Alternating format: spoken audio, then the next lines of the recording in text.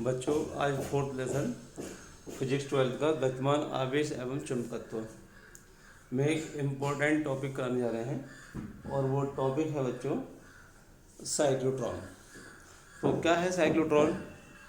तो बच्चों, साइक्लोट्रॉन एक ऐसी युक्ति है, एक ऐसी डिवाइस है जिसके द्वारा आवेशित कणों को बहुत अधिक ऊर्जा तक हम त्वरित कर सकते हैं। बहुत अधिक ऊर्जा तक हम उसे त्वरित कर सकते हैं, उसके अंदर त्वरण पैदा कर सकते हैं, उसे गति दे सकते हैं अत्यधिक ऊर्जा तक। तो ये कैसे करते हैं बच्चों? क्या सिद्धांत है इसका? तो सिद्धांत में क्या है बच्चों, यहाँ पर वैद्युत और चुंबकीय क्षेत्र एक ही स्थान पर लगे होते हैं, वो भी क्रॉसित। क्रॉसित का मतलब होता है लंबवत। एक अगर वैद्युत क्षेत्र क्षैतिज है तो चुंबकीय क्षेत्र उसके लंबवत, ठीक है ना। तो क्रॉसित वैद्युत एवं चुंबकीय क्षेत्र में जब कोई आवेशित कण गति करता है तो उस वैद्युत क्षेत्र से बार बार गुजरने पर उसकी ऊर्जा में लगातार वृद्धि होती जाती है। चुंबकीय क्षेत्र के कारण उसका मार्ग वृत्ताकार होता है, क्योंकि जब कोई आवेशित कण चुंबकीय क्षेत्र में लंबवत प्रवेश करता है, क्षेत्र की दिशा के लंबवत प्रवेश करता है, तब उसका मार्ग वृत्ताकार हो जाता है। तो बार बार वो उसी है नहीं जगह में घूमता हुआ वृत्ताकार पथ पर चलता हुआ और वैद्युत क्षेत्र से गुजरने के बाद उसकी ऊर्जा लगातार बढ़ती जाती है। कैसे, वो बताते हैं बच्चों। तो सिद्धांत इसका यही है कि वैद्युत और चुंबकीय क्षेत्र दोनों एक दूसरे के लंबवत लगे होते हैं और जो वैद्युत क्षेत्र है उसके कारण उसकी ऊर्जा लगातार बढ़ती है, लेकिन चुंबकीय क्षेत्र में परिक्रमण करने वाले आवेशित कण के कारण जो उसकी परिक्रमण आवृत्ति होती है वो आवृत्ति उसकी ऊर्जा पर निर्भर नहीं करती है। ये इसका सिद्धांत है बच्चों। तो अब इसकी रचना, तो देखो बच्चों, रचना मैं यहाँ बोर्ड पर समझाता हूँ कैसे। तो इसमें बच्चों डी आकार के दो बर्तन होते हैं धातु के। तो डी आकार से मतलब क्या है, देखो इस टाइप से मैं बना रहा हूँ इसका फिगर बच्चों, ये हो गया।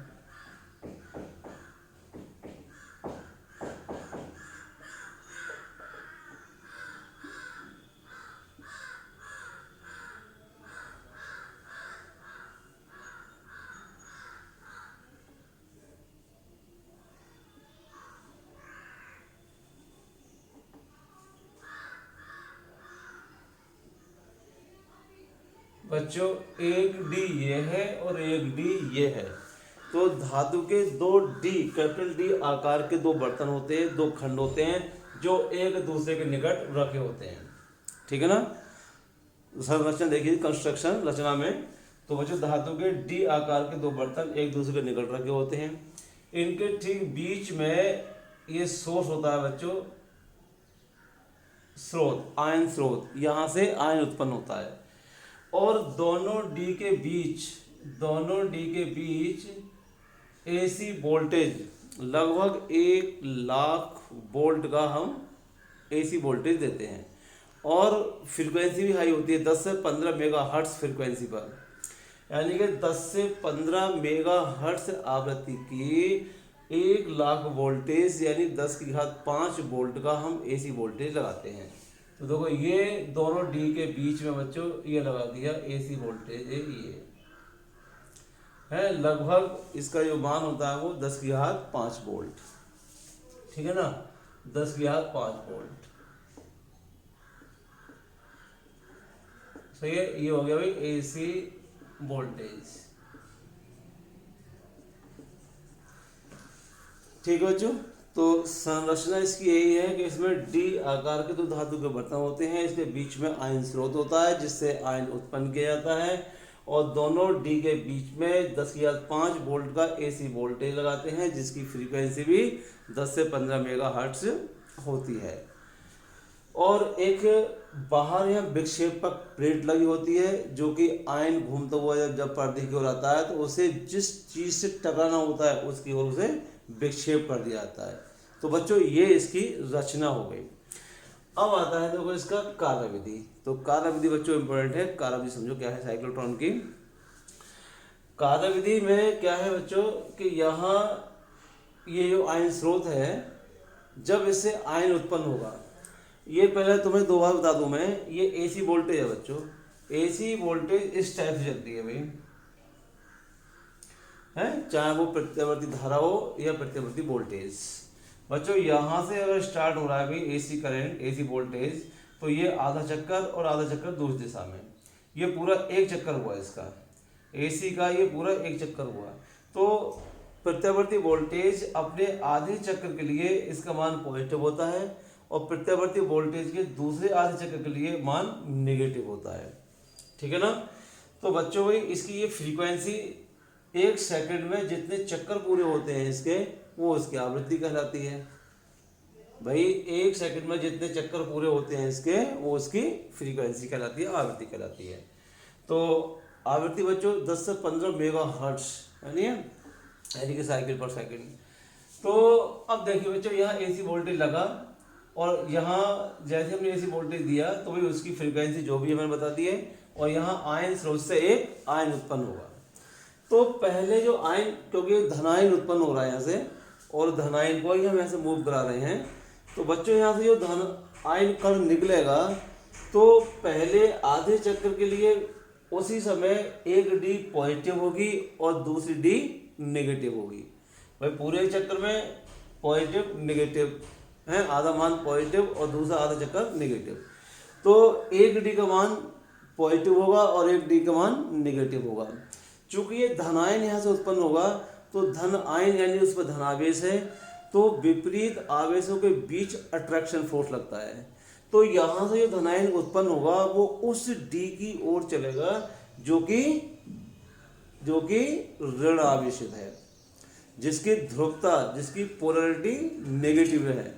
तो बच्चों यहाँ से जो आयन उत्पन्न होगा उस डी की ओर जाएगा जो कि नेगेटिव है। सपोज बच्चों वो ऐसे निकला यहाँ से और देखो वो इसकी ओर चला, ये उस समय ये नेगेटिव, ये पॉजिटिव हो गई, सही ना। पहली डी, ये चलो मैंने D1 लिख दिया और ये D2 लिख दिया। इन दोनों को मिलाकर डीज कहते हैं, डीज, क्योंकि डी दो डी है, प्लूरल हो गया, बहुवचन डीज।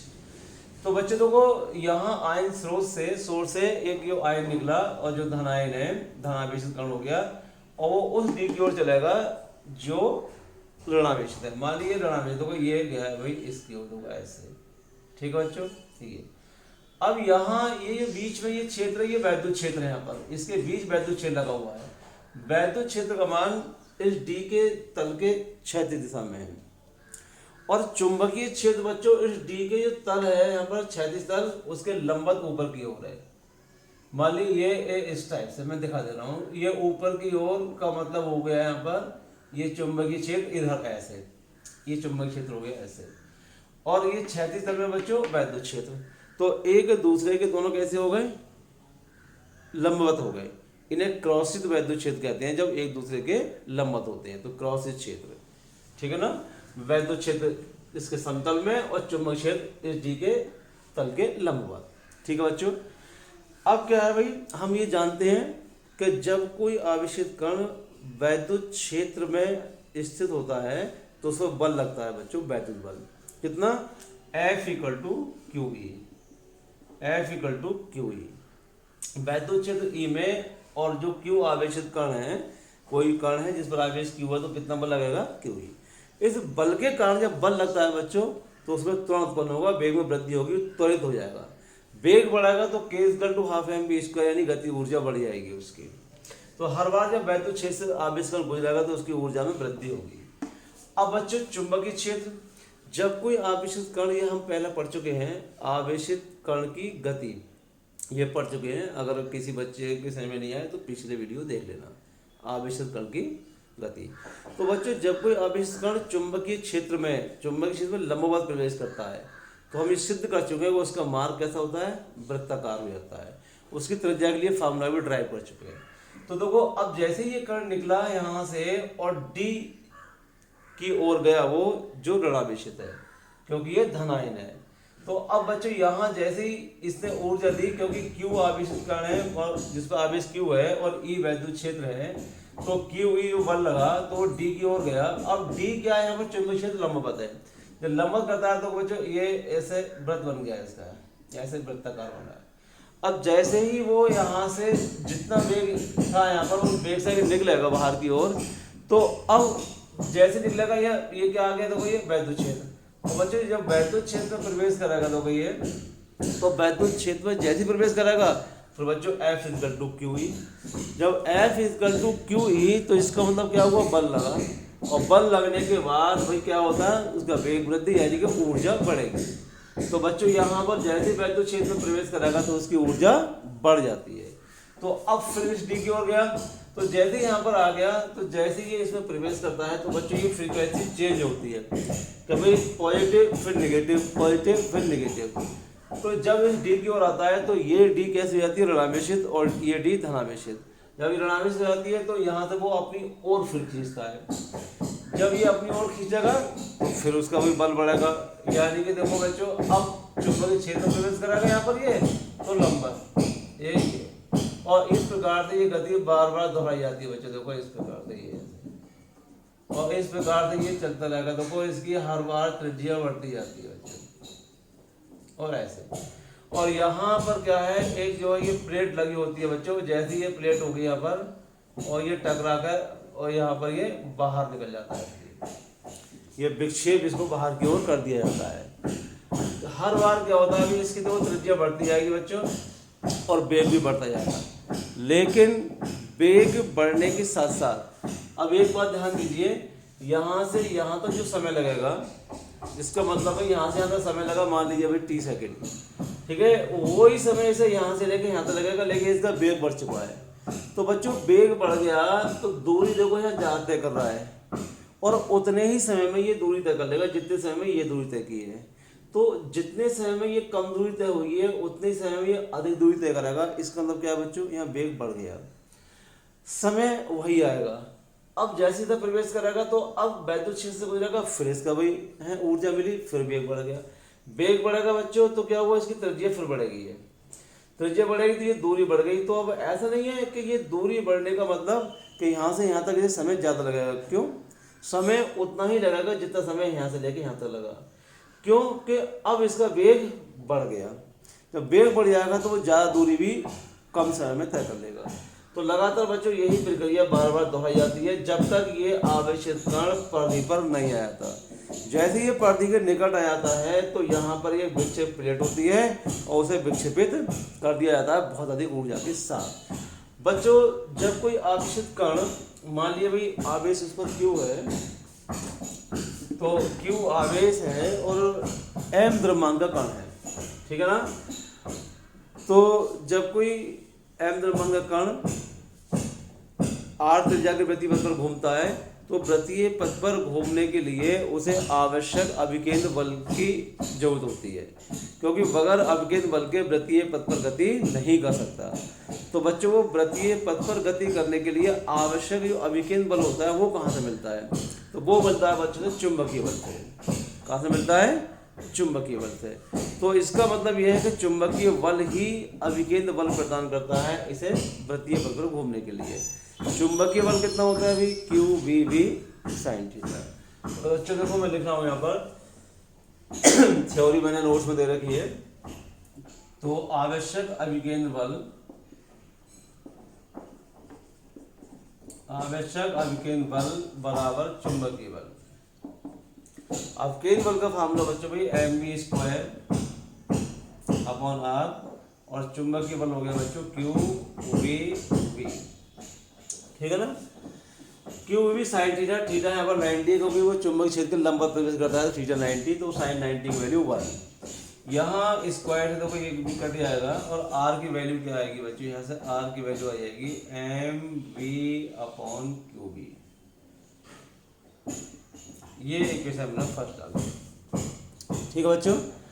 तो m अगर उस आयन का द्रव्यमान है और किसी भी डी में वो v वेग से घूमा और उस पर आवेशित जो आवेश है वो q है, चुंबकीय क्षेत्र का मान b है, तो उसकी पथ की त्रिज्या ये होगी, ठीक है ना।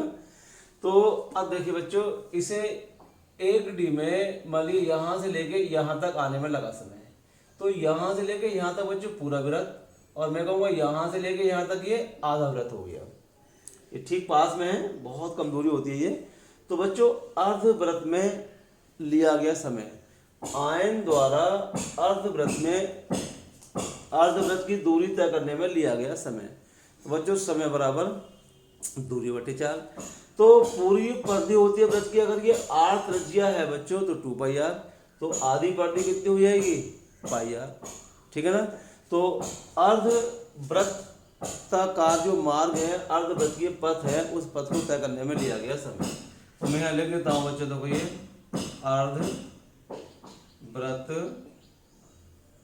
अर्धवृत्त की परिधि को तय करने में लगा समय। तो बच्चों समय अगर t है तो समय बराबर दूरी बटे 4। तो दूरी कितनी आएगी, आधी परिधि 2πr और 4 बच्चों यहाँ पर v, सही ना। मान लीजिए वो v वेग से घूमा। वो वाला बात मैं किसी एक की बात करता हूँ, ठीक है ना। वो तो जिस भी परिधि की होगी, अगर ये है r तो इसके लिए r है और उसके लिए b होगा, ये वाली परिधि है तो इसके लिए b होगा। लेकिन जैसे जैसे वो दूर हटा जाता है वेग बढ़ता जाता है, यहाँ अधिकतम वेग होगा और ये त्रिज्या हो जाएगी d की, जो d की त्रिज्या है परिधि पर वही त्रिज्या r हो जाएगी। तो बच्चों यहाँ पर t πr/b, और देखो यहाँ से r की वैल्यू पुट कर देते हैं y1, समीकरण 1 से r का मान लगा दो। तो t π/b, और देखो r की वैल्यू आ गई बच्चों भाई mv/qb, b से b कैंसिल हो गया और ये आ गया बच्चों πm/qb। तो एक अर्धवृत्त में यानी कि 1d में लगा समय इतना हो गया। तो बच्चों अगर हम कहते हो भाई एक चक्कर के समय को कहते हैं आवर्तकाल, तो ये क्या हो गया, आधा आवर्तकाल हो गया। भाई एक चक्कर में लगा समय आवर्तकाल, तो ये आधे चक्कर का समय अर्ध आवर्तकाल। तो बच्चों अगर आवर्तकाल t है तो ये क्या हो गया, अर्ध आवर्तकाल t/2 हो गया। तो देखो यदि आवर्तकाल यदि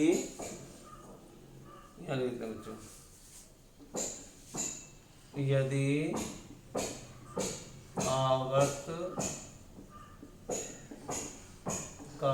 t है तो ये जो हो गया बच्चे स्मॉल t, t बराबर t/2, t t/2, इसलिए t/2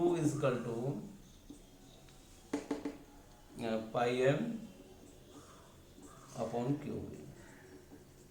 या t 2πm/qb। तो बच्चों ये हो गया आवर्तकाल।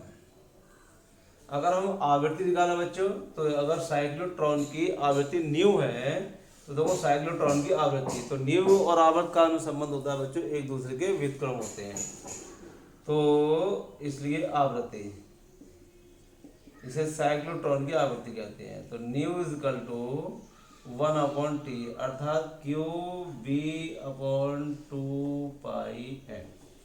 तो ये आवृत्ति हो गई बच्चों, ठीक है ना। तो ये क्रियाविधि चल रही है बच्चों, कार्यविधि वर्किंग। यहाँ तक देखिए हमने इसका पूरा एक आवर्तकाल निकाल लिया। और ये अब बच्चों देखते हैं इसकी गतिज ऊर्जा, जो कण यहाँ से निकला उसकी गति ऊर्जा और अधिकतम गति ऊर्जा कितनी होगी, अधिकतम वेग कितना होगा। मैंने कहा यहाँ से निकलने के बाद हर बार, क्योंकि जैसे ही वैद्युत क्षेत्र से गुजरेगा तो उसका वेग वृद्धि होती है, वेग में वृद्धि होगी। यहाँ से गुजरेगा तो वेग वृद्धि, यहाँ से गुजरेगा तो वेग वृद्धि, ये वेग में एक चक्कर में 2 बार वेग वृद्धि होती है, क्योंकि एक इधर और एक इधर। और सबसे अधिक वेग तब होगा जब वो परिधि पर आ जाएगा, उसके बाद तो वो बाहर फेंक दिया जाएगा और फिर यहाँ पर नहीं आएगा वो। तो देखिए बच्चों अब अधिकतम वेग कितना होगा इस कण का, तो जो आयन है उसका अधिकतम वेग मैं यहीं से निकाल लेता हूँ भाई, इक्वेशन फर्स्ट से वेग। तो और अधिकतम भाई इसकी त्रिज्या ये होगी, इसकी त्रिज्या ये होगी, इसकी त्रिज्या ये, और जब वो किनारे पर आ जाएगा बच्चों तो वो डी की जो त्रिज्या वही होगी। तो मैं लिखूँ यदि जो डी की त्रिज्या कैपिटल आर है तब अधिकतम वेग कितना होगा, तो यहाँ कैपिटल आर लिख दिया जाएगा और बी मैक्सिमम आ जाएगा, ठीक है ना। तो अधिकतम वेग निकाल लेते हैं। तो बच्चों यदि डी की त्रिज्या कैपिटल आर है तो तो समीकरण 1 से वेग, तो अधिकतम वेग, तो अधिकतम वेग बच्चों v मैक्सिमम इक्वल टू, समीकरण 1 से ये बन जाएगा v मैक्सिमम यानी कि R Q V upon M V, M B का मान निकाल लिया, R Q V upon M.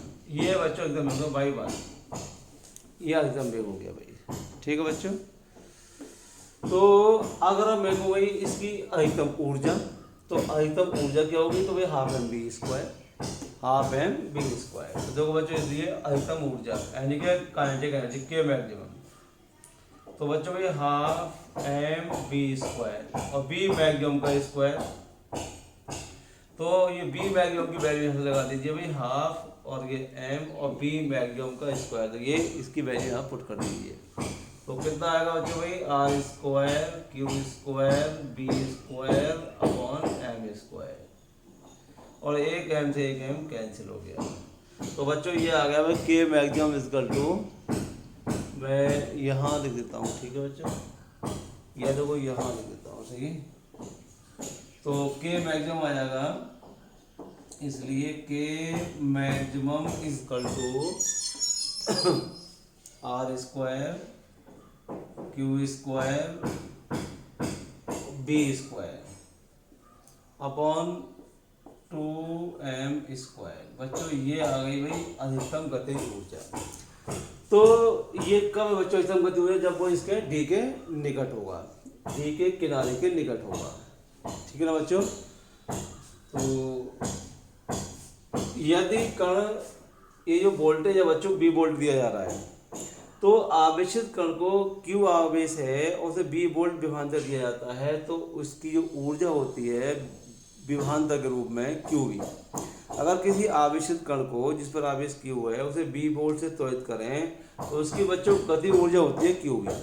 तो अब देखो एक चक्कर में वो यहाँ से वैद्युत क्षेत्र से 2 बार गुजर रहा है बच्चों, ऐसे एक ये गुजरेगा फिर देखो ये गुजरेगा, तो आधे चक्कर में गुजरने के बाद जो ऊर्जा प्राप्त होगी उसे क्यू वी, तो पूरे चक्कर में गुजरने के बाद जो ऊर्जा प्राप्त होगी उसे वो 2 क्यू वी। अगर वो किनारे तक पहुंचते पहुंचते बच्चों अगर एन चक्कर प्राप्त कर लेता है, एन चक्कर, तो पूरी गति ऊर्जा कितनी हो जाएगी 2n क्यू वी। तो मैं लेता हूं बच्चों है, यदि बी वोल्ट का विभवांतर हो दोनों डी के बीच, यदि दोनों डीज के बीच, दोनों डीज के बीच वी वोल्ट विभवांतर हो,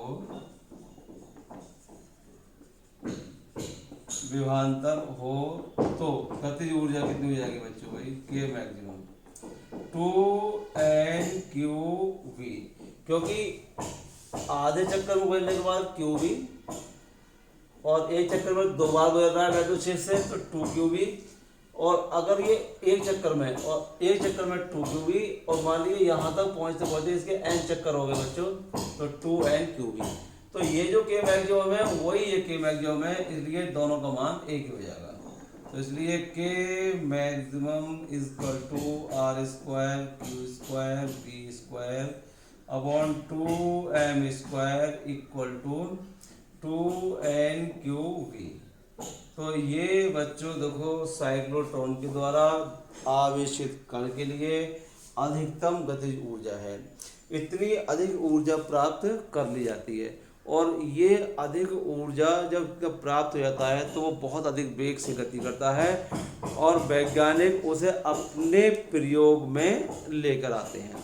क्योंकि कोई आवेश कण जो अधिक ऊर्जा ग्रहण कर ले अधिक वेग से, तो जैसे भी रदरफोर्ड ने अपने अल्फा कण का प्रकीर्णन का प्रयोग किया था, तो अल्फा कण टकराए थे सोने की पन्नी से, तो बच्चों को वेग अधिक चाहिए, तो इस विधि के द्वारा अधिक ऊर्जा अर्जित करके आवेश कणों को अधिक वेग दिया जाता है। तो बच्चों ये साइक्लोट्रॉन क्या है, साइक्लोट्रॉन का सिद्धांत क्या है, रचना क्या है, कार्यविधि क्या है, ये सब हो गई, और कितनी वो अधिकतम गति ऊर्जा प्राप्त कर सकता है। तो बच्चों आज के लिए